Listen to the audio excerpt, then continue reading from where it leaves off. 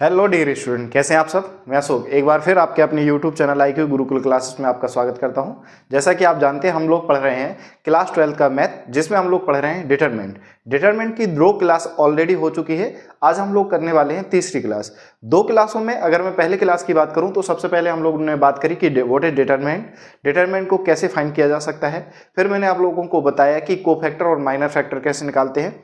और कल वाली जो हमारी क्लास हुई थी उसमें मैंने डिटरमिनेंट की कुछ प्रॉपर्टी बताई थी और उस पर बेस 2-4 क्वेश्चन आपको करवाने की कोशिश की थी। अब उसी का प्रोसेस जो आप लोगों को मैंने प्रॉपर्टी बताई उससे रिलेटेड जितने भी पॉसिबल क्वेश्चन है वो आपको मैं सारे के सारे एक एक करके डिस्कस करता हूं। आज की क्लास आप NCERT से अगर देखा जाए तो ये कुछ इसका पार्ट हटा हुआ है, और बट अगर मैं यही क्वेश्चन किसकी बात करूं, मिसलेनियस में कहूं तो 1-2 क्वेश्चन आपके दे रखे हैं। इसीलिए उन क्वेश्चन के बिहाफ पर आपको जो NCERT का पार्ट हटा हुआ है उसी को क्वेश्चन को मैं आज आपके सामने डिस्कस करता हूं। तो आइए बारी बारी से एक क्वेश्चन की बात करते हैं। क्वेश्चन नंबर अगर मैं फर्स्ट की बात करूं जो आपके बोर्ड पर लिखा हुआ है, क्वेश्चन क्या है कि if A is a skew symmetric matrix. तो हम लोग सभी लोग जानते हैं, क्या जानते हैं बच्चों, कि अगर if A is a skew symmetric, कैसा है, स्क्यू सिमेट्रिक है, तो आपके दिमाग में तुरंत आना चाहिए प्रॉपर्टी ऑफ मैट्रिक्स। क्या जानते हैं कि किसी भी मैट्रिक्स का ट्रांसपोज करते हैं तो उसके नेगेटिव साइन के इक्वल आता है। किसके इक्वल आता है? नेगेटिव साइन के इक्वल आता है। और साथ साथ इससे कहा गया कि जो मैट्रिक्स है ऑड ऑर्डर की है, और ऑर्डर क्या दे रखा है इन्होंने? n, यानी n कोई भी आपका ऑड नंबर है। तो हमें ये प्रूव करना है कि डिटरमिनेंट ऑफ A किसके इक्वल होगा? आपका 0 के इक्वल होगा। तो आपको मैंने कल एक प्रॉपर्टी बताई थी कि अगर हम किसी मैट्रिक्स का ट्रांसपोज, किसी मैट्रिक्स का डिटरमिनेंट निकालें या उसके ट्रांसपोज का डिटरमिनेंट निकालें, दोनों की वैल्यू क्या आती है? आपकी सेम आती है। तो अगर बाय द प्रॉपर्टी यहां हम ये यूज करें तो एक के ट्रांसपोज का जो डिटरमिनेंट होगा वो वही आपका माइनस ऑफ A के डिटरमिनेंट होगा। अब यहां जो A है उसका ऑर्डर कैसा है? आप कहेंगे ऑड है। अब एक और प्रॉपर्टी बताई थी कि अगर किसी भी स्केलर की मल्टीप्लाई किसी डिटरमिनेंट से करें और फिर उसका मैट्रिक्स से करें फिर उसका डिटरमिनेंट निकालें, तो हम लोग जानते हैं K into A of determinant of A, where N is the order of matrix. N क्या होता है आपका यहाँ पर? Order of matrix. तो यहाँ K जो है हमारा क्या काम कर रहा है? आप कहेंगे 1 का काम कर रहा है। K किसका काम कर रहा है? आप कहेंगे -1 का है। और पावर कैसी है इसकी? n, और डिटरमिनेंट ऑफ A। और यहाँ जो n है वो कैसा है आपका? आप कहेंगे ऑड। और हम जानते हैं कि किसी भी माइनस वाले नंबर की पावर अगर ऑड है तो वो हमेशा कैसा होता है? नेगेटिव। और हम जानते हैं कि किसी भी ट्रांसपोज मैट्रिक्स का डिटरमिनेंट निकालते हैं तो उस मैट्रिक्स के इक्वल आता है। तो यहाँ अगर मैं इसकी बात करूं तो डिटरमिनेंट ऑफ A जो होगा वो माइनस डिटरमिनेंट ऑफ A के इक्वल हो जाएगा। अगर इस माइनस साइन को इधर लाऊं मैं तो डिटरमिनेंट ऑफ A और ये माइनस के इधर आके प्लस हो जाएगा, तो ये इसकी वैल्यू कितनी होगी? आप कहेंगे 0। डिटरमिनेंट ऑफ A और डिटरमिनेंट ऑफ A किसके इक्वल आएगा? 2 टाइम्स ऑफ डिटरमिनेंट ऑफ 0। तो यहां से डिटरमिनेंट ऑफ A की वैल्यू निकालेंगे तो कितनी होगी? 0। देखें क्या यही पार्ट आपको प्रूव करना था। एक बार मैं फिर से एक्सप्लेन कर रहा हूं, बहुत इंपॉर्टेंट क्वेश्चन है। देखो न्यूमेरिकली क्वेश्चन कोई भी सॉल्व कर लेता है, अगर जिस बच्चे ने आपके थ्योरेटिकली क्वेश्चनों पर पकड़ बना ली तो उसके कॉन्सेप्ट क्या हो जाते हैं? एकदम क्लियर होते हुए चले जाते हैं। एक बार मैं फिर से समझाता हूं क्योंकि सारी की सारी प्रॉपर्टी आपकी यूज होती चली जाती है। If A is a skew symmetric matrix of odd order then determinant of A equal to 0 हमें प्रूव करना है। तो हम बाय द प्रॉपर्टी क्या जानते हैं कि यदि A एक स्क्यू सिमेट्रिक मैट्रिक्स होगी तो उसका जो ट्रांसपोज होगा नेगेटिव टाइम ऑफ उस गिवन मैट्रिक्स के इक्वल होगा। अब हम एक और प्रॉपर्टी जानते हैं जो मैंने आपको कल ही लेक्चर में बताई थी कि आप किसी भी मैट्रिक्स का डिटरमिनेंट निकालें या उसके ट्रांसपोज का डिटरमिनेंट निकालें, दोनों एक जैसे ही होंगे या दोनों इक्वल होंगे। तो हमने दोनों तरफ क्या कर लिया? डिटरमिनेंट निकाला। बट यहां दिक्कत आ रही है कि एक और प्रॉपर्टी आप जानते हैं कि आप किसी भी मैट्रिक्स में किसी स्केलर से मल्टीप्लाई करें फिर उसका डिटरमिनेंट निकालें, या स्केलर जो है उसकी पावर n करें, और n क्या है? ऑर्डर ऑफ द मैट्रिक्स और डिटरमिनेंट ऑफ A। तो यहाँ जो K है वो किसका काम कर रहा है? आप कहेंगे -1 का, तो -1 की पावर n और डिटरमिनेंट ऑफ A। और यहाँ जो n है ये कैसा है? आप कहेंगे ऑड है।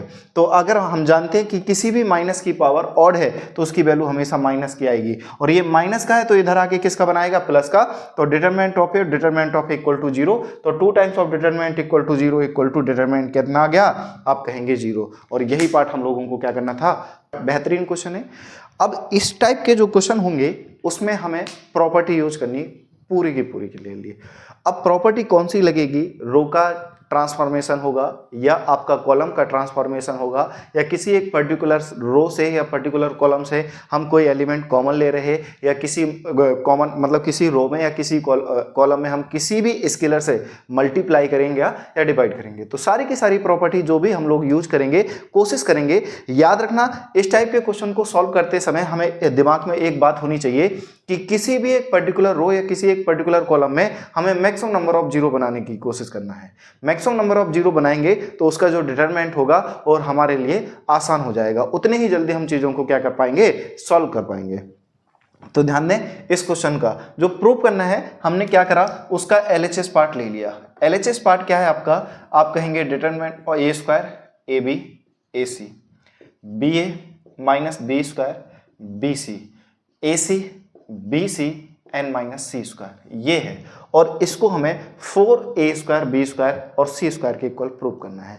तो आप देख पा रहे होंगे यहां से कि अगर मैं रो 1 की बात करूं तो इनसे मुझे सभी से A कॉमन आ रहा। अगर मैं रो 2 की बात करूं तो यहां से B कॉमन दिखाई दे रहा है, और रो 3 की बात करूं तो इससे C आपका कॉमन दिखाई दे रहा है। तो हमने क्या करा कि कॉमन लिया, किससे, रो 1 से हमने A को कॉमन निकाल लिया, रो 2 से हमने B को कॉमन निकाल लिया, और रो 3 से हमने C को कॉमन निकाल लिया। जब हमने रो 1 में से A को कॉमन निकाला तो यहाँ माइनस A आएगा, ये आपका B आएगा और ये आपका C आएगा। रो 2 में से अगर मैं B को कॉमन निकाला है तो यहाँ A बचेगा, ये माइनस का B बचेगा और ये आपका C बचेगा। रो 3 में से हमने C को कॉमन लिया है तो ये आपका A होगा, ये आपका B होगा और ये आपका माइनस C होगा। अगेन आप देख पा रहे होंगे कि कॉलम फर्स्ट में से अगर मैं बात करूं तो फिर से A कॉमन है, कॉलम B से बात करूं तो फिर से B कॉमन है, कॉलम C की बात करूं तो फिर से आपका C कॉमन है। जब हमने यहां से A कॉमन लिया तो A की A से मल्टीप्लाई होगी B स्क्वायर, इस कॉलम से हम लोगों ने B कॉमन लिया तो यहां से B स्क्वायर होगा, और इस कॉलम से C कॉमन लिया तो ये C स्क्वायर होगा। अब ध्यान से देखें, ये -1 बचा, ये 1 ये 1, यहां से 1 - 1 1 बचा, और यहां से 1 1 माइनस के 1 बचा। तो यहां तक की सारी बातें क्लियर है। जो हमने लिया, अगर हम चाहें तो इसमें ऑपरेशन लगा सकते हैं कि ये लिखा भी जा सकता है कि हमने कौन सी रो से कौन सा एलिमेंट आपका कॉमन लिया। अब आपको समझ में आया होगा, एक एक स्टेप में क्लियरली करता हुआ चल रहा हूं। अब हम क्या कर सकते हैं, एक तो तरीका ये है कि इसका डिटरमिनेंट निकालें। तो डिटरमिनेंट निकालेंगे तो इससे अच्छा स्टार्टिंग से ही निकालो, तब भी वही आना है। तो हमें क्या करना है, मैक्सिमम नंबर, मैंने क्या बताया था, किसी एक पर्टिकुलर रो या पर्टिकुलर कॉलम में हम बात करेंगे तो उसमें मैक्सिमम नंबर ऑफ जीरो बनाने की कोशिश करनी है। तो अब इस रो को या इस कॉलम को किसी को भी आप क्या करें, मैक्सिमम नंबर ऑफ जीरो बनाने की कोशिश करें। तो यहां A square B square C square. अब मैं कुछ ऑपरेशन लगा रहा हूं, इस एलिमेंट को इससे जीरो कैसे बना सकता हूं कि अगर मैं आपसे ये कहूं कि मैंने R2 को चेंज करा R2 प्लस R1। देखो जरा, R2 की वैल्यू 1 है और R1 की वैल्यू कितनी है, -1 है। तो ये वैल्यू अगर मैं यहाँ पर रखूंगा तो -1 + 1 कितना होगा, आप कहेंगे 0। अगर मुझे इस एलिमेंट को भी 0 बनाना है तो R3 को चेंज करा मैंने R3 + R1। अब देखो जरा क्या कंडीशन निकल के आती है, एक एक कंडीशन को समझते हुए चलें। हमने चेंज किस में नहीं करा, आप कहेंगे R1 में नहीं चेंज करा, तो R1 को एज इट इज रख दीजिए, R1 को एज इट इज रख दीजिए।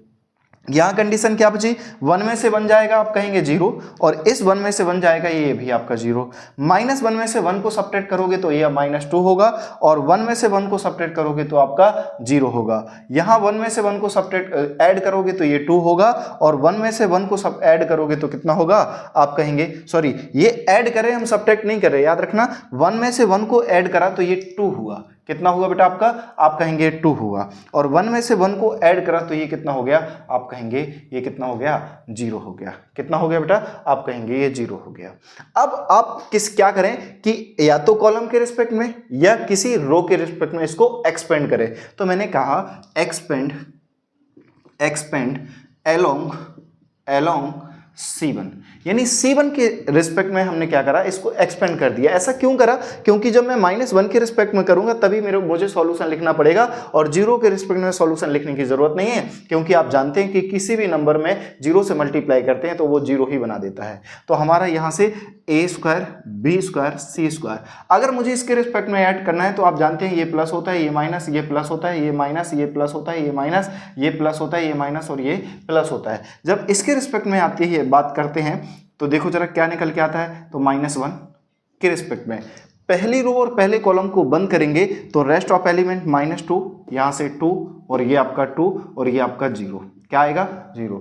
अब सॉल्व करेंगे तो a² b² और c² माइनस का 1, इसको सॉल्व करने का तरीका होता है कि डायगोनल एलिमेंट की मल्टीप्लाई करेंगे तो ये 0 और बीच में माइनस साइन आएगा, और 2 की मल्टीप्लाई करेंगे तो ये 4 होगा। तो -4 की -1 से मल्टीप्लाई करेंगे तो +4, और ये a² b² और ये c², क्या हो गया, c² हो गया। तो ये मेथड जो कहलाता है या तो एलिमेंट्री रो ट्रांसफॉर्मेशन या कॉलम का ट्रांसफॉर्मेशन कर रहे हैं, उस बिहाफ पर हम लोग क्वेश्चन को सॉल्व कर रहे हैं। आशा करूंगा आप चीज़ों को समझ पा रहे होंगे, कनेक्ट कर पा रहे होंगे। अगर फिर भी किसी तरीके की कोई समस्या है तो आप हमें कमेंट में बताएं, हम नेक्स्ट लेक्चर में फिर से इस चीज़ों को सॉल्व करने की कोशिश करेंगे।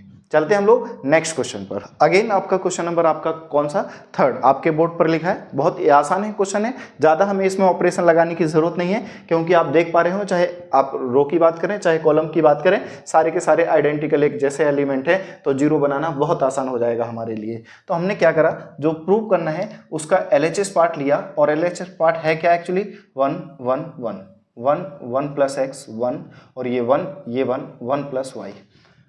अब LHS पार्ट है, अब या तो किसी रो को या किसी एक कॉलम के मैक्सिमम नंबर ऑफ 0 बनाने की कोशिश करते हैं। तो आप क्या करें, इस एलिमेंट को 0 कब बना सकते हैं, जब मैं क्या कहूं ये मेरे लिए किसका काम करेगा, R1 का, ये मेरे लिए किसका काम करेगा, R2 का, और ये मेरे लिए किसका काम करेगा, R3।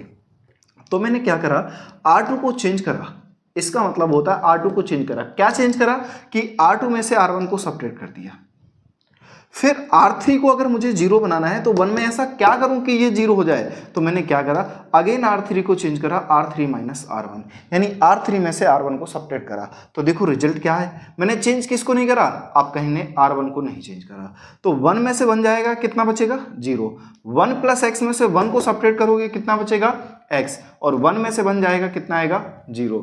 अगेन अगर R3 में से R1 को सबट्रैक्ट करेंगे तो यानी 1 में से 1 गया 0, और 1 में से बन गया आपका 0, और 1 + y में से बन जाएगा कितना बचेगा y। अब अगेन इसको किसके रिस्पेक्ट में एक्सपेंड कर दूं, अलोंग C1। तो एक्सपेंड अलोंग C1, यानी कॉलम फर्स्ट के रिस्पेक्ट में अगर मुझे सॉल्व करना होगा तो आप जानते हैं ये प्लस ये माइनस और ये प्लस, ये क्यों आता है बताने की जरूरत नहीं होगी। जो पोजीशन है उसका अगर सम इवन आता है तो वो प्लस होगा, अदरवाइज क्या होगा आपका ऑड होगा। तो अगर मैं 1 के रिस्पेक्ट में सॉल्व करूं तो ये कहती है पहली रो और पहले कॉलम को बंद कीजिए, जो रेस्ट ऑफ एलिमेंट है उसका डिटरमिनेंट बना दीजिए x0 0y। तो जो वैल्यू इसकी आएगी वही डिटरमिनेंट की वैल्यू हो जाएगी। अब आगे क्यों नहीं लिखा, क्योंकि ये भी 0 है ये भी 0 है, लिखूंगा भी तो ये सारे के सारे एलिमेंट कैसे हो जाने हैं 0, क्योंकि अब 0 की मल्टीप्लाई करवा रहे तो लिखने की भी जरूरत नहीं पड़ेगी। तो इसकी मल्टीप्लाई इससे करी तो 1 और x × y माइनस के 0, और इसको सॉल्व करा तो 1 की मल्टीप्लाई इससे करी कितना आ गया xy। चेक करिए क्या हम लोगों को यही प्रूव करना है, तो आप कहेंगे बिल्कुल आपने कहा यही प्रूव करना है, तो ये आपका क्वेश्चन नंबर 3rd हो गया। चलते हैं हम लोग क्वेश्चन नंबर 4th पर। 4th आपके बोर्ड पर लिखा हुआ है और बहुत ही इंपॉर्टेंट क्वेश्चन है। जब तक ये सिलेबस में था उस दौरान तक ये इस तरीके के क्वेश्चन 100% था कि एक क्वेश्चन आना जरूर है। तो देख पा रहे होंगे 2000 में आया हुआ है, 2010 में, फिर 2011 में लगातार क्वेश्चन रिपीट हुआ है। तो ये कितना इंपॉर्टेंट है आप लोग समझ सकते हैं। अगर इन केस ये सिलेबस में ऐड हो जाता है तो आपके लिए मोस्ट इंपॉर्टेंट बन जाएगा अगेन। और फिर भी आप जानते हैं कि ये सिर्फ और सिर्फ मैं आपको एज बोर्ड के लिए तैयार नहीं कर रहा हूँ। आप अगर कोई भी कंपटीशन का एग्जाम दे रहे हैं, जैसे आप CUT की बात कर लें चाहे NDA की बात कर लें, हालांकि JEE से तो यहाँ से नहीं बनता है क्योंकि ये सिलेबस में नहीं है JEE की, तो मोस्ट प्रोबेबली जो कॉन्सेप्ट आएगा वो CUT और NDA की बात कर रहा हूँ, क्योंकि अभी आप जानते हैं CUT का मई में एग्जाम है और उसी के लिए मैं आपको चीज़ों को प्रिपेयर करा रहा हूँ। तो देखें क्वेश्चन क्या है आपका। क्वेश्चन ये है कि सो दैट कि ये डिटरमिनेंट है जिसे मुझे इसके इक्वल प्रूव करना है। तो मैंने आपको सॉल्यूशन से पहले एक ही बार मैं आपको बताता हूं कि आप किसी भी एक पर्टिकुलर रो या पर्टिकुलर कॉलम में मैक्सिमम नंबर ऑफ जीरो बनाने की कोशिश करें। मैक्सिमम नंबर ऑफ जीरो अगर बना देंगे तो उसको एक्सपेंड करना हमारे लिए थोड़ा आसान हो जाएगा। क्या करेंगे हम लोग, अगर मुझे इसका सॉल्यूशन करना है तो सबसे पहले मैंने क्या करा बेटा, LHS पार्ट ले लिया। इसका LHS पार्ट क्या है बच्चों, x y z, x square y square z square, x Q y Q और z क्यू। अब इस क्वेश्चन को देखते हुए आपको कुछ तो नजर आ रहा होगा। अगर मैं C1 की बात करूं तो x स्क्वायर x क्यू, इसकी बात करूं तो यहां ध्यान से देखें ये x y होगा और ये क्या है बेटा आपका z होगा। तो ये y स्क्वायर, ये y क्यू, ये z स्क्वायर z क्यू। तो दिख रहा है कि अगर मैं C1 से कॉमन लूं किसको, x को, C2 से कॉमन लूं y को और C3 से कॉमन लूं z1 को, तो ध्यान से देखें यहाँ क्या बचेगा 1, x स्क्वायर से x बाहर आ गया x और x क्यू से x बाहर आ गया, आप कहेंगे x स्क्वायर। यहां तक की बातें क्लियर है। यहां से y कॉमन लिया तो 1, ये आपका y और ये आपका y स्क्वायर। यहां से z कॉमन लिया तो ये 1, ये z और ये z स्क्वायर। तो आशा करूंगा इतनी बात आपको क्लियर हुई होगी। अब हम क्या करते हैं कि किसी एक पर्टिकुलर रो की बात करूं या किसी एक पर्टिकुलर कॉलम की बात करूं, उसमें मैक्सिमम नंबर ऑफ जीरो बनाने की हम लोग कोशिश करते हैं। तो अगर ध्यान से देख पा रहे होंगे कि अगर मैं रो 1 की बात करूं तो रो 1 में सारे के सारे एलिमेंट 1 1 मुझे दिखाई दे रहे हैं। क्या दिखाई दे रहे हैं, आप कहेंगे 1 1 कॉमन दिखाई दे रहे हैं। तो अब अगर इससे इसको जीरो बनाना है तो बहुत आसान है कि C2 को चेंज करूं C2 माइनस C1 और इससे इसको जीरो बनाना है तो ये C3 में से इसको अगर सब्ट्रैक्ट कर दिया जाए तो 1 माइनस 1 कितना हो जाएगा, आप कहेंगे डेफिनेटली कितना हो जाएगा, 0। तो मैं ऑपरेशन यहां लगाता हूं। क्या लगाया मैंने ऑपरेशन कि C2 को चेंज करा C2 माइनस C1 और C3 को चेंज करा C3 माइनस C1, यानी C2 को विद रिस्पेक्ट C1 और C3 को भी हमने चेंज करा with respect two of C1। तो जब चेंज करने के बाद जो रिजल्ट देखने को मिलेगा वो ध्यान से देखिएगा, क्या दिखाई देगा। हमने चेंज किसको नहीं करा, आप कहेंगे C1, तो C1 में जो भी एलिमेंट है उसे एज इट इज रखा। क्या रखा बच्चों, एज इट इज रखा। अब 1 में से 1 जाएगा तो कितना, 0 लिख के दिखा देते हैं। और यहाँ y में से सब्ट्रैक्ट करना है x को और यहाँ y में से सब्ट्रैक्ट करना है किसको, yx स्क्वायर को, यानी C2 माइनस C1 हो गया। अब हमें C3 में से C1 को सब्ट्रैक्ट करना है तो 1 माइनस 1, यानी C3 की वैल्यू 1 और C1 की वैल्यू 1, तो 1 माइनस 1। C3 की वैल्यू z है और यहाँ C1 की वैल्यू कितनी है, आप कहेंगे x है। यहाँ C3 की वैल्यू आपकी z स्क्वायर है और C1 की वैल्यू कितनी है, x स्क्वायर है। तो after applying the operation the result is become, आपके सामने है रिजल्ट। यहाँ तक मुझे नहीं लगता आपको कोई समस्या होगी। अगर फिर भी आपको समस्या होती है तो आप हमें कमेंट सेक्शन में बता सकते हैं, हम उस समस्या को सॉल्व करने की कोशिश करेंगे। x y z as it is 1x square, ये हो गया। अब 1 में से बन गया, आप कहेंगे 0, ये y माइनस एक्स हो गया। और ये आप ध्यान से देखें तो ये a square minus B square का मुझे फॉर्मूला दिखाई दे रहा है। तो एक बार प्लस में और एक बार हम लोग क्या कर सकते हैं, माइनस में इस ऑपरेशन को लगा सकते हैं। हालांकि मैं साइड में एक फॉर्मूला लिख देता हूं जिससे आपको अगर कोई भी डाउट हो तो आप इस चीज को समझ सकें। a प्लस बी और a माइनस बी, ये हमारी आइडेंटिटी है। 1 में से 1 को सब्ट्रैक्ट करेंगे 0 और ये हमारा z माइनस एक्स और ये क्या होगा, आप कहेंगे z माइनस एक्स होगा और ये क्या होगा, z प्लस एक्स होगा। अब कुछ ऑपरेशन भी जानते हैं कि मैंने आप लोगों को कल ही बताया था कि जब हम किसी भी डिटरमिनेंट में किसी एक पर्टिकुलर स्केलर से मल्टीप्लाई करते हैं तो उसकी एक पर्टिकुलर रो या पर्टिकुलर कॉलम में मल्टीप्लाई होती है। बट यही बात अगर मैं किसकी बात कर रहा था, मैट्रिक्स की बात कर रहा था, तो वहां मैंने आपको बताया था कि जब हम किसी भी मैट्रिक्स में किसी स्केलर से मल्टीप्लाई करते हैं तो उसके सारे के सारे एलिमेंट में मल्टीप्लाई होता है, परंतु यहाँ डिटरमिनेंट में ऐसा नहीं होता है। जब मल्टीप्लाई के लिए ये रूल नहीं है तो आप कॉमन लेने में भी बिल्कुल ऐसा नहीं करेंगे। वहां कॉमन लेते थे तो सारे के सारे एलिमेंट से कॉमन आता था, परंतु यहाँ एक पर्टिकुलर रो या पर्टिकुलर कॉलम की बात कर रहे हैं। तो अगर मैं कॉलम 2 की बात करूं तो यहाँ y माइनस एक्स है, यहाँ भी y माइनस एक्स है। आप कहेंगे यहाँ अगर 0 के साथ में मैंने y माइनस एक्स ऐसा सपोज कर लो तो तीनों से मुझे y माइनस एक्स कॉमन आएगा। अब कहेंगे क्यों सपोज कर ले, क्योंकि मैं इसमें से ये कॉमन निकालने वाला हूं। सिमिलरली यहां से क्या कॉमन है, आप कहेंगे z माइनस एक्स। तो आफ्टर जब हमने इसमें से कॉमन निकाला, क्या कॉमन निकाला, यहां C2 से आपने y माइनस एक्स कॉमन निकाला और C3 से हमने z माइनस एक्स कॉमन निकाला। तो जो रिजल्ट निकल के आया इसके बाद 1x एक्स स्क्वायर, और यहाँ से क्या मिला हमें 0, यहाँ से 1, और यहाँ से क्या मिला आप कहेंगे y प्लस एक्स मिला। यहाँ क्या मिला आप कहेंगे 0, यहाँ से 1, और यहाँ से क्या मिला आपको z प्लस एक्स मिला। अब क्या हम इस डिटरमिनेंट को सॉल्व कर सकते हैं? अब इसको एक्सपेंड कैसे करेंगे?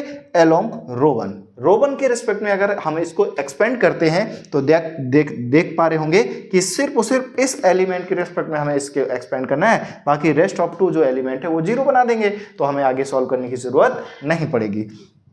तो यहां से एक्स वाई जेड, और यहाँ से अगर मैं माइनस कॉमन ले लूँ यहाँ से, तो यहाँ बन जाएगा जो माइनस का है वो प्लस का हो जाएगा, और प्लस का माइनस में। यहाँ से आप एज इट इज रहने दीजिए, तो ये z माइनस एक्स, क्योंकि मुझे क्या चाहिए x माइनस वाई चाहिए, y माइनस जेड चाहिए और z माइनस एक्स, तो x माइनस वाई और z माइनस एक्स तो आ गया, क्या चाहिए y माइनस जेड चाहिए। अब इसके रिस्पेक्ट में जब मैंने इसको एक्सपेंड करा बच्चों, जब मैंने इसको एक्सपेंड करा तो ध्यान से देखें 1 के रिस्पेक्ट में सबसे पहले, अब ये क्या है हमारा पॉजिटिव है, यानी 1 1 है और 1 1 पोजिशन है, 1 1 को ऐड करोगे इवन होगा, और इवन का मतलब ये वैल्यू हमेशा प्लस के साथ एक्सपेंड होगी।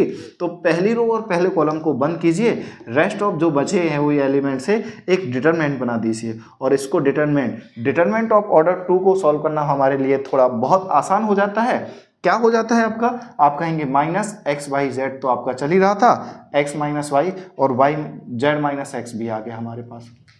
अब जब मैं इसको एक्सपेंड करता हूं तो आप जानते हैं कि डायगोनल एलिमेंट की मल्टीप्लाई करो और माइनस लगा के इसके ऑफ डायगोनल के साथ मल्टीप्लाई कर दो, तो 1 की z प्लस एक्स से मल्टीप्लाई करेंगे z प्लस एक्स होगी, और इसकी मल्टीप्लाई करेंगे तो माइनस वाई प्लस एक्स हो जाएगा।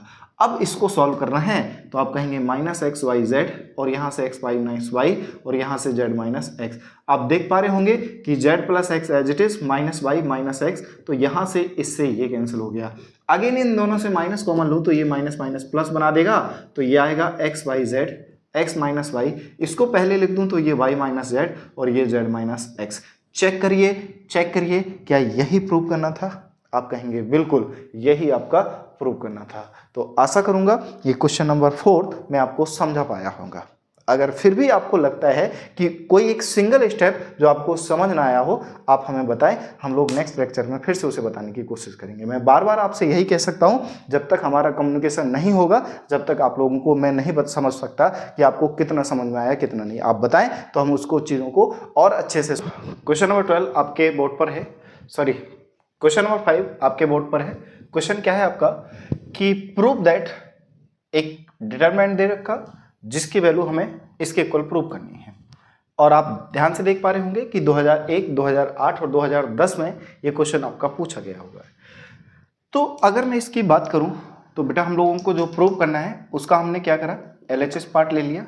LHS पार्ट है क्या हमारा, alpha, alpha square, beta gamma, और ये beta, beta square, gamma alpha, और ये गामा, और ये गामा स्क्वायर, और ये अल्फा बीटा, ये एक पार्ट है आपका। तो मैं आपको एक ही बात बार बार कह रहा हूं कि हम लोगों को ऐसी कोशिश करनी है कि किसी एक पर्टिकुलर रो या किसी एक पर्टिकुलर कॉलम में मैक्सिमम नंबर ऑफ जीरो बनाने हैं। तो मैक्सिमम ऑफ नंबर जीरो बनाने के लिए अगर मैं कोशिश ये कर पाऊं कि किसी एक पर्टिकुलर रो और पर्टिकुलर कॉलम में मैं सारे के सारे एलिमेंट को 1 1 बना पाऊं, तो चीज़ें हमारी जल्दी आसान, जीरो बनाना मेरे लिए आसान हो जाता है।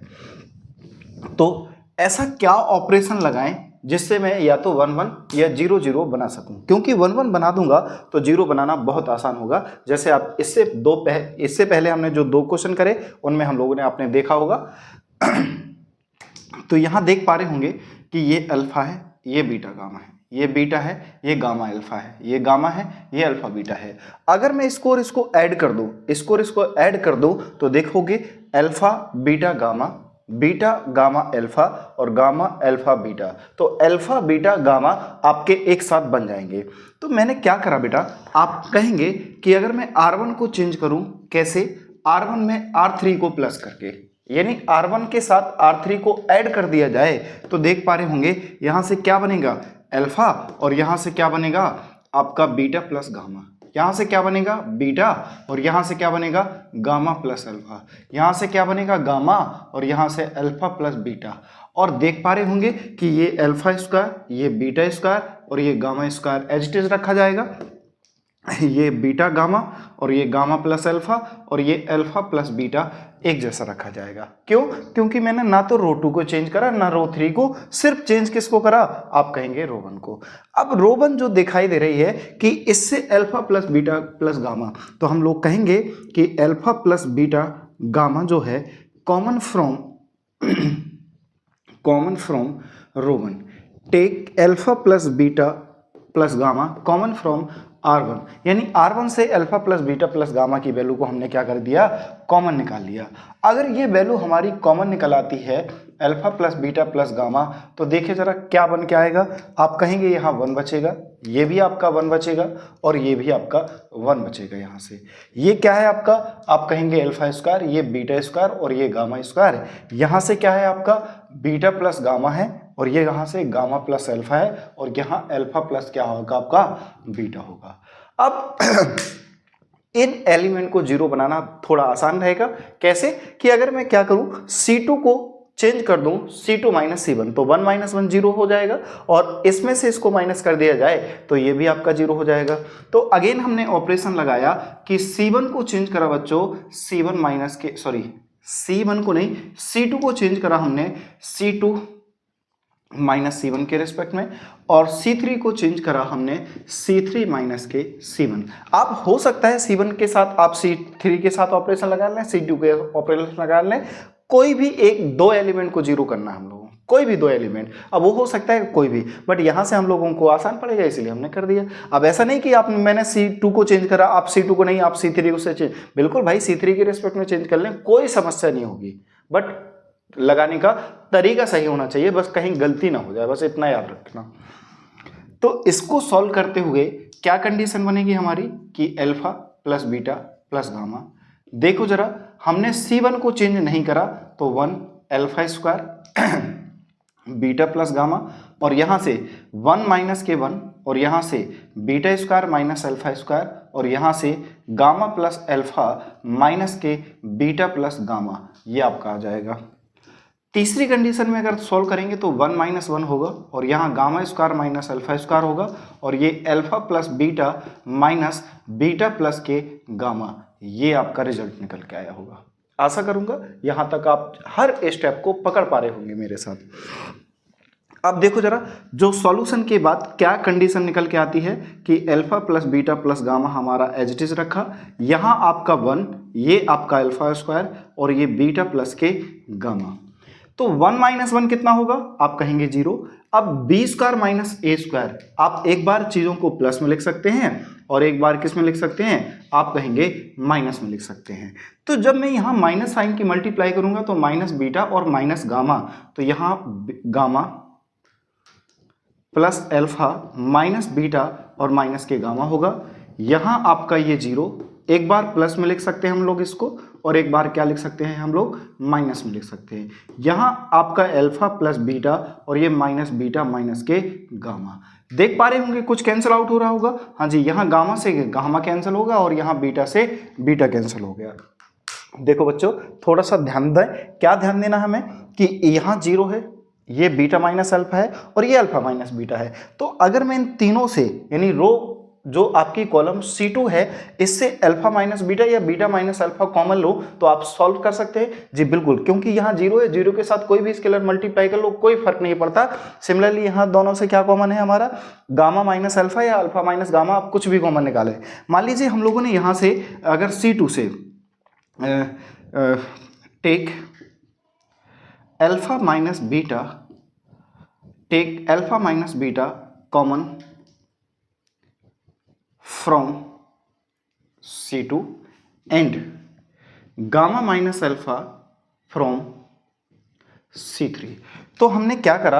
अल्फा माइनस बीटा C2 से कॉमन लिया और गामा माइनस अल्फा C3 से कॉमन लिया। तो क्या बचा हमारा? यहाँ से अल्फा माइनस बीटा और यहाँ से गामा माइनस अल्फा जब कॉमन लिया तो ये alpha plus beta plus gamma. थोड़ा सा आपको फिर से ध्यान रखना है, ये अल्फा, ये स्क्वायर और ये बीटा प्लस के गामा आ गया। यहाँ ध्यान देंगे तो ये 0। बेटा यहाँ मैंने कॉमन क्या लिया, अल्फा माइनस बीटा, यहाँ क्या था, बीटा माइनस अल्फा, तो माइनस साइन यहाँ जाएगा तो आपका अल्फा प्लस बीटा हो जाएगा। यहाँ क्या बचा, आप कहेंगे ये 1 बच जाएगा। क्यों, क्योंकि हमने अल्फा माइनस बीटा कॉमन लिया। यहाँ से हमने गामा माइनस अल्फा कॉमन लिया तो ये 0 होगा, ये आपका गामा प्लस अल्फा होगा, और ये आपने देखो गामा माइनस अल्फा कॉमन लिया ना कि अल्फा माइनस गामा, तो यहाँ माइनस का 1 बच जाएगा। कितना बच जाएगा, आप कहेंगे माइनस का 1 बच जाएगा। बस हमें इसको क्या करना होगा, एक्सपेंड करना होगा। तो बस इसको एक्सपेंड कर देंगे हम लोग। इसको जब एक्सपेंड करेंगे या इसका हम लोग क्या करते हैं, यहाँ सॉल्व कर देते हैं। आई थिंक वहाँ विजुअलिटी आपको नहीं हो पा रही होगी, तो हम लोग इसको सॉल्व करने की कोशिश करें। तो देखो आप किसके रिस्पेक्ट में, रो1 के r1 के रिस्पेक्ट में इसको क्या कर सकते हैं, एक्सपेंड कर सकते हैं। तो अगर मैं इस बात को रब कर दूं, जो प्रूव करना है उस बात को भी रब कर दूं, तो ध्यान से देखें यहाँ मैं चीज़ों को सॉल्व कर पा रहा हूँ। कैसे, एक्सपेंड एलोंग r1 के एलोंग हम अगर इसको एक्सपेंड करें तो यहाँ सिर्फ और सिर्फ एक ही सिंगल एलिमेंट है, वो क्या है हमारा 1। इसके रिस्पेक्ट में मुझे एक्सपेंड करना है, तो यहाँ से अल्फा माइनस बीटा हो गया और यहाँ से गामा माइनस क्या हो गया बच्चों, अल्फा, और ये alpha plus beta plus gamma तो ऑलरेडी हमने कॉमन निकाल लिया था, ये एज इट इज छोड़ा। अब इसको हम लोगों को जो सॉल्व करना है किसके, 1 के रिस्पेक्ट में सॉल्व करना है। जब 1 के रिस्पेक्ट में सॉल्व करेंगे तो पहली रो और पहले कॉलम को बंद करेंगे, रेस्ट एलिमेंट जो बचे हुए हैं उनको रखेंगे। तो ये आपका कितना है, आप कहेंगे माइनस अल्फा प्लस बीटा है, और यहाँ कितना है, आप कहेंगे गामा प्लस अल्फा है, और यहाँ कितना है, आप कहेंगे 1, और ये क्या है आपका, आप कहेंगे माइनस का। इसका हम लोगों को क्या करना है बेटा, डिटरमिनेंट निकालना है। इसका क्या निकालना है, डिटरमिनेंट। तो बस अगले स्टेप में हमारा आंसर दिखाई देगा, गामा माइनस अल्फा, और ये अल्फा प्लस बीटा प्लस के क्या हो जाएगा, गामा हो जाएगा। Alpha plus beta plus gamma हो जाएगा।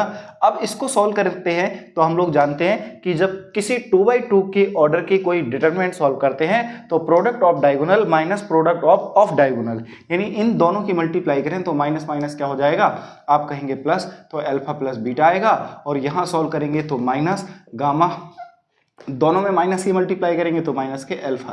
तो देखो अल्फा से अल्फा कैंसिल हो गया, तो यहाँ क्या आ गया, बीटा माइनस गामा। तो देखो जो प्रूव करना था वो आपके सामने आ गया, अल्फा माइनस बीटा, यहाँ से बीटा माइनस के गामा, और यहाँ से गामा माइनस अल्फा ऑलरेडी है, और साथ में क्या चल रहा है, अल्फा प्लस बीटा प्लस के गामा। अब मल्टीप्लाई में आगे पीछे लिखें, ए इंटू बी करें या बी इंटू सी करें, उससे कोई फर्क नहीं पड़ता। तो आशा करूंगा आप क्वेश्चन नंबर 5 को अच्छे से समझ पाए होंगे। क्लियर हुआ? अगर क्लियर हुआ तो हम लोग चलते हैं नेक्स्ट क्वेश्चन नंबर हमारा। देखो बच्चों, क्वेश्चन नंबर 6 आपके बोर्ड पर है, बहुत ही इंपॉर्टेंट क्वेश्चन है, जैसे कि आप देख पा रहे होंगे। क्या है क्वेश्चन आपका, कि एक डिटरमिनेंट दे रखा और एक कंडीशन दे रखी है कि इसे प्रूव कीजिए, और आप देख पा रहे होंगे कि 2011, 12 और 13 लगातार क्वेश्चन पूछा गया है। तो कितना इंपॉर्टेंट रहा होगा उस टाइम, तो देख पा रहे होंगे। सारे के सारे क्वेश्चन मैं आपको P/Q करवा रहा हूँ। तो चलते हैं इसे सॉल्यूशन पर। सॉल्यूशन क्या हो सकता है, देखिए जरा। ये एक डिटरमिनेंट है, हमने इसका LHS पार्ट लिया जिसमें 1 1 1 A B C A Q B Q और C Q। तो एक कंडीशन तो हमें अच्छी ये है इस क्वेश्चन में कि सारे के सारे एलिमेंट 1 हैं, और 1 के रिस्पेक्ट में हमें 0 बनाना बहुत आसान लगता है, तो इसीलिए हम लोग इनको 0 बना बहुत आसानी से। क्या, अगर मैं क्या करूं, ये आप जानते हैं कि R1 है, ये आप जानते हैं कि R2 है, और ये आप जानते हैं क्या, R3। अगर मुझे R2 के एलिमेंट को 0 बनाना है तो R2 में से मैं क्या करूं बच्चा, R1 को सब्ट्रैक्ट करूं, तो 1 माइनस 1 कितना होगा, आप कहेंगे 0 हो जाएगा। सिमिलरली अगर R3 को मुझे 0 बनाना है तो R3 माइनस के क्या कर दूं, R1, तो ये भी 1 माइनस 1 0 हो जाएगा। तो देखो R1 में मैंने कोई चेंज नहीं करा, तो ये एज इट इज रखा जाएगा। जब 1 को 1 के साथ सॉल्व करेंगे तो ये 0, ए को बी के साथ सॉल्व करेंगे तो b माइनस ए, और इसको इसके साथ सॉल्व करेंगे तो BQ माइनस AQ आएगा। यहाँ 1 में से 1 को सब्ट्रैक्ट करेंगे तो 1 माइनस 1 यानी 0 आ जाएगा, और यहाँ C में से इसको सब्ट्रैक्ट करेंगे तो A आएगा, और यहाँ इसको इसमें से सब्ट्रैक्ट करेंगे तो CQ माइनस के AQ आ जाएगा। अब हमें यहाँ पर एक फॉर्मूला याद रखना होगा, आइडेंटिटी याद रखना होगा, AQ माइनस BQ। आप सभी लोग जानते होंगे कि इसका formula A minus B A² plus B² plus के AB होता है। क्या बच्चों, A minus B A square plus B square plus के ए बी होता है। तो यहाँ भी यही आइडेंटिटी लगानी और यहाँ भी आइडेंटिटी लगानी। जब हमने इसमें आइडेंटिटी लगाई तो देखो जरा 1 ए क्यू, इसमें कोई चेंजेस नहीं है, 0 बी माइनस ए, इसमें कोई नहीं। जब इसमें आइडेंटिटी ब्रेक करेंगे हम लोग तो B minus A B square plus A square plus A B दिखाई देगा, और यहाँ आपका 0, ये C minus A C square plus A square plus के ए सी दिखाई देगा। तो आप देखें कि अगर रो 2 को ध्यान से देखा जाए, यहाँ b माइनस ए है, यहाँ b माइनस ए है, तो अगर 0 कोई नंबर है और 0 में किसी भी स्केलर से मल्टीप्लाई करें या वेरिएबल से, वो हमेशा 0 रहने वाला है। तो मैं ये मान के चलता हूं कि R2 से हमने क्या करा, take common b minus A from R2 and c minus A from R3। जो R2 रो 2 है उसमें से b माइनस ए को हमने टेक करा और यहाँ c माइनस ए को बाहर निकाला। जब b माइनस ए को यहाँ से और c माइनस ए को यहाँ से हमने कॉमन निकाला, एज अ कॉमन निकाल दिया, तो अब क्या कंडीशन बची, 1 0 0 a 1 1 और यहाँ आपका A Q B square plus A square plus A B और ये C square plus A square plus A C, ये आपका बच गया। अब इसको एक्सपेंड करना बहुत आसान हो गया। देख पा रहे हैं कि अगर मैं कॉलम 1 के रिस्पेक्ट इसको एक्सपेंड कर दूं तो ये दोनों तो एलिमेंट 0 हो गए, तो मुझे सिर्फ इसके रिस्पेक्ट में सॉल्व करने की जरूरत है। हम जानते हैं कि किसी भी डिटरमिनेंट को सॉल्व करना उतना ही आसान है अगर किसी करस्पॉन्डिंग एलिमेंट और करस्पॉन्डिंग कोफैक्टर की मल्टीप्लाई का अगर सम कर दिया जाए तो उस डिटरमिनेंट की वैल्यू आ जाती है। तो यहाँ और बाकी जो करस्पॉन्डिंग एलिमेंट है वो तो 0 है, तो कोफैक्टर कुछ भी हो उससे क्या फर्क पड़ता है, सिर्फ आपके एलिमेंट की जब कोफैक्टर से मल्टीप्लाई करेंगे 0, तो यहाँ सिर्फ एक ही एलिमेंट है, तो इसके रिस्पेक्ट में जो कोफैक्टर आएगा उससे मल्टीप्लाई करेंगे, हमारा काम चल जाएगा। तो ध्यान से देखें, यहाँ से b माइनस ए और यहाँ से c माइनस ए तो मिल गया।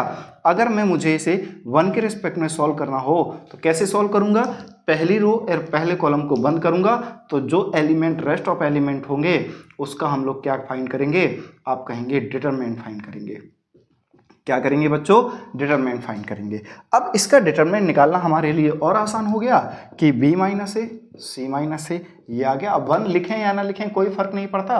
तो इसको सॉल्व करने का तरीका क्या होता है, प्रोडक्ट ऑफ डायगोनल एलिमेंट, तो यहाँ से क्या निकल के आएगा, सी स्क्वायर प्लस ए सी, और यहाँ से क्या निकल के आएगा बेटा, इसकी इसमें मल्टीप्लाई करेंगे तो ये माइनस हो जाएगा, तो ये माइनस के बी स्क्वायर माइनस ए स्क्वायर माइनस के ए बी, ये निकल के आएगा। तो देखो कुछ कैंसिल आउट हो रहा, आप कहेंगे ये प्लस का ए स्क्वायर और ये माइनस का ये कैंसिल होगा, और इसके अलावा और कुछ कॉमन नहीं है, नहीं है।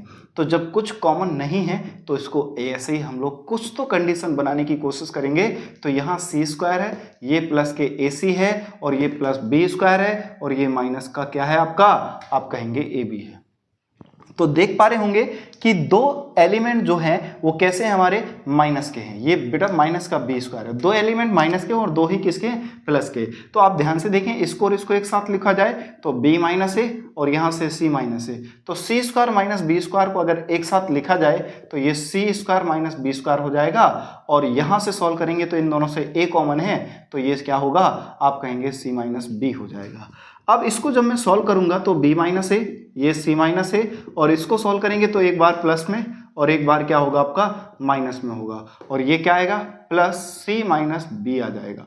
अब देख पा रहे हैं c माइनस बी दोनों से कॉमन दिख रहा है हमारा, तो b माइनस ए c माइनस ए और यहाँ से c माइनस बी, तो यहाँ क्या बचा बच्चों, आप कहेंगे c प्लस बी, और यहाँ क्या बचा a।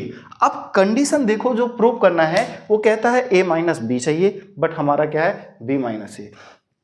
तो क्या करूं मैं, इसमें से माइनस कॉमन ले लूं तो ये a माइनस बी हो जाएगा, और इसमें से माइनस कॉमन ले लूं तो ये माइनस क्या हो जाएगा, b माइनस सी, और ये c माइनस ए ऑलरेडी है, और साथ साथ क्या है a प्लस बी प्लस सी।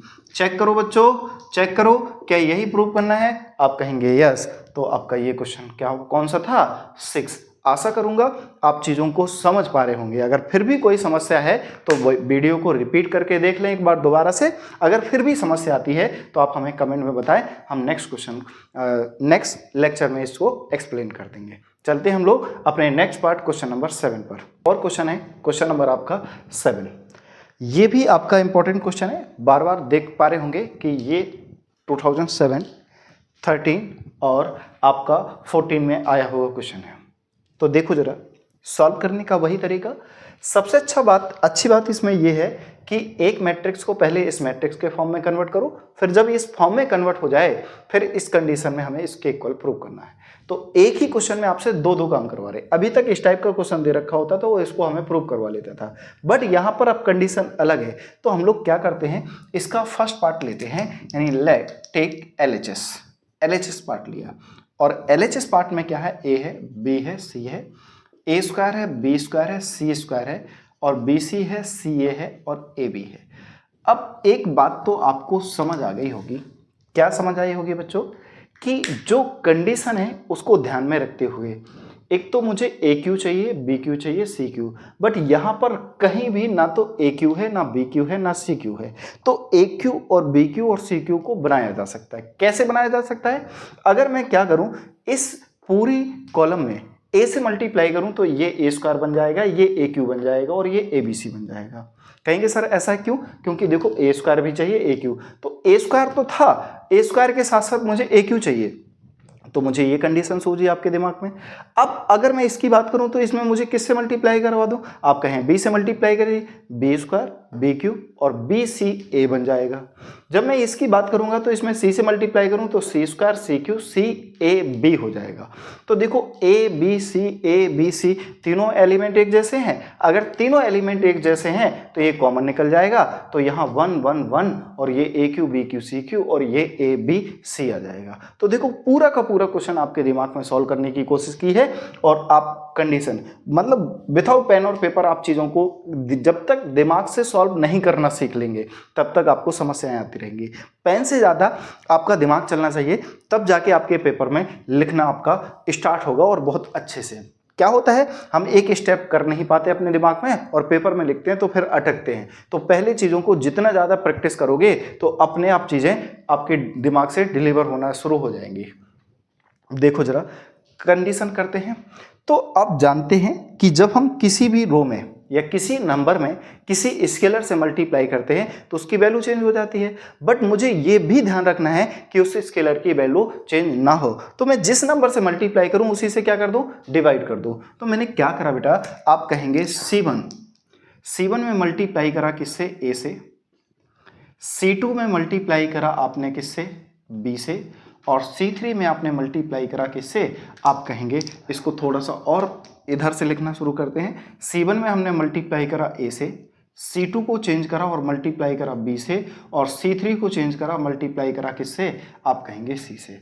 अब मल्टीप्लाई करा तो साथ साथ डिवाइड भी करना होगा, तो 1/A यहाँ डिवाइड करा, यहाँ भी डिवाइड करना होगा, यहाँ भी डिवाइड करना होगा, क्योंकि मैंने इसमें A से, इसमें B से और इसमें C से मल्टीप्लाई की है। अगर मल्टीप्लाई करी है तो मुझे डिवाइड भी करना पड़ेगा, क्योंकि कंडीशन चेंज नहीं होनी चाहिए। जब A से मल्टीप्लाई करेंगे तो यहाँ A स्क्वायर होगा, इससे मल्टीप्लाई करेंगे तो ये AQ होगा, और ये देखेंगे तो आपका ABC दिखाई देगा आपको। इसमें B से मल्टीप्लाई करेंगे तो B स्क्वायर होगा, ये आपका BQ होगा, और ये आपका BCA होगा। यहाँ से आप ध्यान से देखें, C से मल्टीप्लाई करेंगे तो C स्क्वायर होगा, CQ होगा और CAB होगा। अब ध्यान से देखें, जो आपका रो 3 है उसमें ABC तीनों हैं। तो हमने क्या करा, take ABC common from R3। तो R3 से हमने क्या कॉमन लिया, आप कहेंगे ABC कॉमन ले लिया। जब ABC कॉमन निकालेंगे तो ये ऊपर आएगा, और साथ साथ हमारा 1/ABC चल रहा था, इसे एज इट इज रखा। अब देखो जरा क्या बचेगा, A square B square C square AQ BQ और CQ, और यहाँ क्या बचेगा 1 1 1। तो ये कंडीशन आई, इससे ही कैंसिल आउट हो गया। अब दिक्कत यहाँ ये आ रही कि जहां आपका R1 है ये आपका R3 दिखाई दे रहा है, और जो आपका R1 है वो R2 दिखाई दे रहा है, और जो R3 है वो आपका R1 दिखाई दे रहा है। तो हमें चीज़ों को इंटरचेंज करना होगा। हम जानते हैं कि किसी भी दो रो और किसी भी दो कॉलम को अगर आपस में इंटरचेंज करते हैं तो डिटरमिनेंट की वैल्यू किस में चेंज हो जाती है? नेगेटिव साइन के साथ चेंज हो जाती है। तो क्या करूं मैं? फर्स्ट केस में मैंने क्या करा बच्चा, मैंने कहा कि R2 और R3 को आपस में इंटरचेंज कर दो। R3 और R2 को आपस में क्या कर दो बेटा? इंटरचेंज कर दो। जब R3 और R2 को आपस में इंटरचेंज करा तो ये जो डिटरमिनेंट होता है वो नेगेटिव साइन का हो जाता है। कैसा हो जाता है बच्चा? आप कहेंगे नेगेटिव साइन का हो जाता है। तो ये 1 1 1 और ये आपका AQ और ये BQ और ये CQ, यही तो आपकी प्रॉपर्टी मैंने आप लोगों को ऑलरेडी पढ़ा रखी। तो अगेन मैंने क्या करा बच्चा, आप कहेंगे R1 और R2 को आपस में इंटरचेंज करा तो एक माइनस साइन और आएगा, तो ये माइनस माइनस क्या बना देगा? प्लस बनाएगा। तो 1 1 1 A square B square C square AQ BQ CQ। तो देख पा रहे होंगे कि पहला वाला पार्ट हमने क्या कर लिया बेटा? प्रूव कर लिया। पहला वाला पार्ट क्या कर लिया? प्रूव कर लिया। अब जो रेस्ट ऑफ द पार्ट है ये प्रूव करना, हम लोग इतने सारे क्वेश्चन कर चुके तो ये पार्ट प्रूव करना हमारे लिए और बड़ा आसान हो जाएगा। अब कैसे सॉल्व करते हैं? फिर से वही आपके दिमाग में होना चाहिए कि किसी एक पर्टिकुलर रो और पर्टिकुलर कॉलम में मैक्सिमम नंबर ऑफ जीरो हम लोग बनाने की कोशिश करते हैं। जब मैक्सिमम नंबर जीरो बनाएंगे तो इसे जीरो बनाने के लिए मैंने क्या करा? C2 को चेंज करा C2 माइनस C1 और C3 को चेंज करा C3 माइनस C1। तो दिख रहा है साफ साफ कि अगर 1 में से 1 को सब्ट्रैक्ट करेंगे 0, 1 में से 1 को सब्ट्रैक्ट करेंगे तो ये 0, तो ये दोनों एलिमेंट 0 हो जाएंगे। बचाएगा आपका R1 का फर्स्ट एलिमेंट बचेगा, उसके रिस्पेक्ट में हम लोग क्या करेंगे? इसको एक्सपेंड कर देंगे। तो हमने C1 में कोई चेंज नहीं करा तो 1 A स्क्वायर AQ और यहाँ 1 माइनस 1 0 होगा और यहाँ B square minus A square होगा और यहाँ BQ माइनस के कितना होगा? आप कहेंगे AQ होगा। यही बात आपने यहाँ करी तो ये 0 हो जाएगा और ये C square minus A square होगा और ये आपका CQ माइनस के कितना होगा? AQ होगा। तो ये भी आपको क्लियर समझ में आ गया होगा। अब यहाँ कुछ आइडेंटिटी लगानी है। एक तो B square minus A square, तो आप देख पाएंगे कि B square minus A square को, या एक आइडेंटिटी जनरल टर्म में एक आइडेंटिटी लिख देता हूँ कि कहीं A स्क्वायर माइनस अगर B स्क्वायर हो तो उसकी जगह एक बार प्लस में लिखना है और एक बार क्या लिखना है आपको? आप कहेंगे माइनस में। अब अगर यही AQ माइनस BQ की बात करेगा तो आप क्या कहेंगे? A माइनस B और ये क्या होगा? A square plus B square plus के, आप कहेंगे AB हो जाएगा। क्या हो जाएगा? AB हो जाएगा। बस इस बात को यूज करते हुए हम कंडीशन को सॉल्व करने की कोशिश करेंगे। तो अगर यहाँ से ध्यान से देखा जाए, क्या यहाँ से ध्यान से देखा जाए तो मैंने क्या करा बेटा? पहली रो में कुछ भी चेंजेस नहीं करा, R2 और ये क्या हो गया? A3 हो गया। तो देखो जरा, ये 0, ये B माइनस A एक बार प्लस में लिखा जाएगा और एक बार किस में लिखा जाएगा? आप कहेंगे माइनस में लिखा जाएगा। यहाँ AQ माइनस BQ की जब कंडीशन लगाएंगे तो ये B माइनस A और ये B स्क्वायर, ये प्लस A स्क्वायर और ये प्लस के AB by the formula. Same यहाँ कंडीशन होगा तो ये 0 होगा और ये C प्लस एक बार A में लिखा जाएगा और ये C माइनस A लिखा जाएगा। यहाँ भी यही आइडेंटिटी लगाएंगे तो आप कहेंगे ये एक बार C माइनस A होगा और ये C square plus A square plus के AC हो जाएगा। तो आप देख पा रहे होंगे कि अगर कॉलम 2 को देखा जाए तो यहाँ B माइनस A है, यहाँ भी B माइनस A, 0 के साथ कोई भी स्केलर मल्टीप्लाई कर लो, कोई फर्क नहीं पड़ता। सेम कंडीशन यहाँ हो गई। तो C2 से हमने किसको कॉमन लिया? आप कहेंगे B माइनस A को कॉमन लिया और C3 से आपने किसको कॉमन लिया? आप कहेंगे C माइनस A को कॉमन लिया। जब कॉमन लिया हमने तो क्या बचा हमारा? 1 A स्क्वायर और यहाँ AQ, ये 0 और ये B प्लस A और ये क्या आ गया आपका? B square plus A square plus के AB, ये 0 और ये C प्लस A और ये C square plus A square plus के AC, ये आपका बच जाएगा। अब इसको एक्सपेंड करना थोड़ा सा आसान है। अब और चाहो तो आप इसमें से इसको सब्ट्रैक्ट कर सकते हो तो और आसान हो जाएगा। जो कंडीशन है और वो और आसान बन जाएगी। चाहो तो इसको सॉल्व कर लो या डायरेक्टली आप मल्टीप्लाई कर लो। क्या करना चाहोगे? तो आई थिंक हमारे पास जगह कम है, तो मैं क्या करता हूँ, डायरेक्टली सॉल्व कर लेता हूँ। क्या कर लेता हूँ बेटा? डायरेक्टली सॉल्व कर लेता हूँ। डायरेक्ट सॉल्व करोगे तो थोड़ा सा मल्टीप्लाई ज़्यादा हो जाएगी। चलिए कोई बात नहीं, हम एक और ऑपरेशन लगा लेते हैं। तो मैं क्या कहूँ, C3 को चेंज कर दीजिए C3 माइनस के C2। क्या कर दीजिए बच्चा? C3 माइनस के C2। तो यहाँ से B माइनस ए और यहाँ से C माइनस ए, और यहाँ देखेंगे 1a स्क्वायर ए क्यू, और ये 0, ये b प्लस ए, और ये b square plus A square plus के ए बी। तो यहाँ 0, तो 0 में से 0 जाएगा 0। c प्लस ए में से जब इसको माइनस करोगे तो ये क्या होगा? आप कहेंगे c माइनस बी होगा। जब इसमें से इसको माइनस करोगे तो ए स्क्वायर से स्क्वायर कैंसिल होगा, तो सी स्क्वायर प्लस ए सी, और ये माइनस के बी स्क्वायर माइनस के क्या आ जाएगा? ए बी आ जाएगा। तो ध्यान से देखो, सी स्क्वायर माइनस बी स्क्वायर में से एक बार प्लस में लिखेंगे, एक बार माइनस, तो सी माइनस बी, और यहां से ए कॉमन लेंगे तो सी माइनस बी फिर से कॉमन लेंगे, तो आप देख पा रहे होंगे कि कंडीशन क्या बचेगी। तो मैंने सी माइनस बी को और कॉमन ले लिया, तो ये बी माइनस ए बचा, ये सी माइनस ए बचा। क्या बचा अब हमारे पास? 1 ए स्क्वायर ए क्यू, ये 0, ये बी प्लस ए, और ये B square plus A square plus A B. यहां से क्या बचा? 0, और ये कितना बचा? 1। अब ध्यान से देखें ना, एक बार c प्लस बी कॉमन लिया तो यहां से c प्लस बी बचेगा, और यहां a कॉमन लिया था तो ये प्लस का a बचेगा। बस इसके अलावा आपका कुछ नहीं बचना बेटा। अब इसको क्या कर दो? एक्सपेंड कर दो। इसको क्या कर दो? एक्सपेंड। तो इसके साथ c माइनस बी भी चल रहा है, वो से भी हमने कॉमन निकाल लिया, तो ये कर दिया। जब इसको एक्सपेंड करेंगे बेटा तो क्या बचेगा हमारा? यहाँ से अगर मैं इसमें से माइनस कॉमन ले लूँ तो a माइनस बी, यहाँ से माइनस कॉमन ले लूँ तो प्लस b माइनस सी, और यहाँ से कॉमन लूँ तो c माइनस ए। क्या बच जाएगा? ए स्क्वायर ए क्यू। यहाँ से क्या बचेगा? 0 b प्लस ए, सॉरी एक्सपेंड करना है अब। तो अगर एक्सपेंड करना है तो 1 के रिस्पेक्ट में सॉल्व करेंगे, और पहली रो यानी ये जो पहली रो और पहले कॉलम को बंद करेंगे, क्या बचेगा?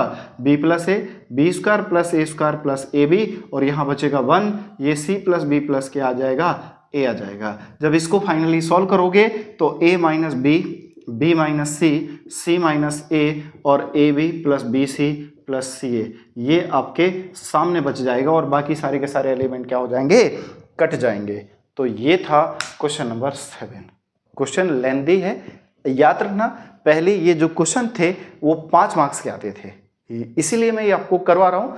आप जब CUT में करें या क्वेश्चन कोई भी एग्जाम दे रहे हैं और वहाँ इस तरीके के क्वेश्चन आते हैं, तो आपको ज़्यादा टाइम नहीं लगाना है। अगर आता है तो with in a second property based question होंगे जो कि आप डायरेक्टली सॉल्व कर पाओगे। तो इसीलिए इस तरीके के क्वेश्चन आपको सॉल्व करवाने की कोशिश कर रहा हूँ। चलते हैं, इसका एक और क्वेश्चन लेते हैं, क्वेश्चन नंबर 8। देखिए बच्चों, एक और क्वेश्चन हमने, बहुत ही बढ़िया क्वेश्चन, जो कि डायरेक्टली MCQ बेस में भी आता है।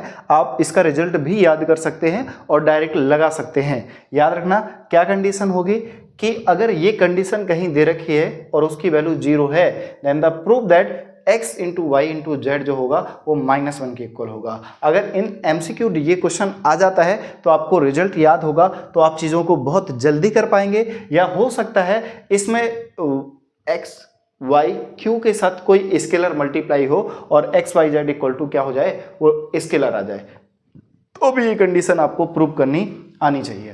तो हम लोग क्या करते हैं, जो दे रखा है उसको सॉल्व करने की कोशिश करते हैं। सॉल्यूशन पर आते हैं और सॉल्यूशन में जो मैट्रिक्स है, सॉरी जो डिटरमिनेंट है x y z, उसको सिंप्लीफाई करने की कोशिश करते हैं। X square plus Y square plus Z square, और ये 1 plus X cube, 1 plus Y cube, और 1 प्लस के क्या हो गया, जेड क्यू इक्वल टू 0 है। अब हम जानते हैं कि अगर किसी भी कॉलम या किसी भी रो में कोई ऐसे एलिमेंट हैं जो समेशन के फॉर्म में है, तो उन दोनों को हम लोग अलग अलग लिख सकते हैं। तो जो इसका डिटरमिनेंट 0 होगा वो आपका, ये भी डिटरमिनेंट आपका क्या होगा बच्चों, आप कहेंगे 0 होगा। यानी इसका भी अगर डिटरमिनेंट देखा जाए तो ये और ये लिखा जाएगा x y z, X square Y square Z square, और ये एक्स क्यू वाई क्यू, और ये जेड क्यू, और ये किसके इक्वल होगा, 0। आप इसका डिटरमिनेंट निकालें तब भी 0 आएगा, इन दोनों का डिटरमिनेंट का सम करेंगे तब भी आपका क्या आएगा, आप कहेंगे 0 आएगा। अब कुछ कंडीशन बनती नजर आएगी। एक बार कंडीशन और ध्यान से देखें, एक बार ध्यान से देखें इस क्वेश्चन को, आपको क्या नजर आ रहा है।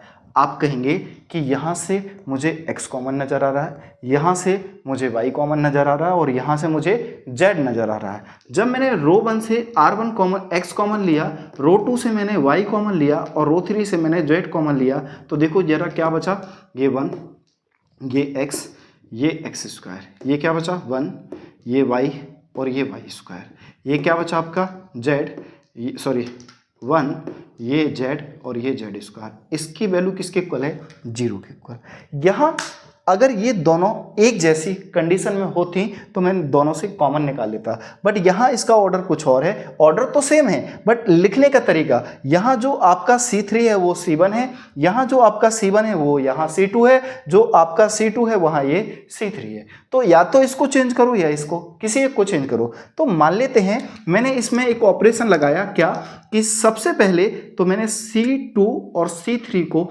इंटरचेंज कर दिया, यानी आपस में इंटरचेंज करा। जब हम किसी भी पर्टिकुलर रो या पर्टिकुलर कॉलम को इंटरचेंज करते हैं, क्या करते हैं बच्चों, इंटरचेंज करते हैं, तो नेगेटिव साइन आ जाता है। अगर नेगेटिव साइन आएगा तो ये x, ये y और ये z होगा, और ये आपका 1 1 1 होगा, और ये x स्क्वायर, y स्क्वायर और ये z स्क्वायर होगा।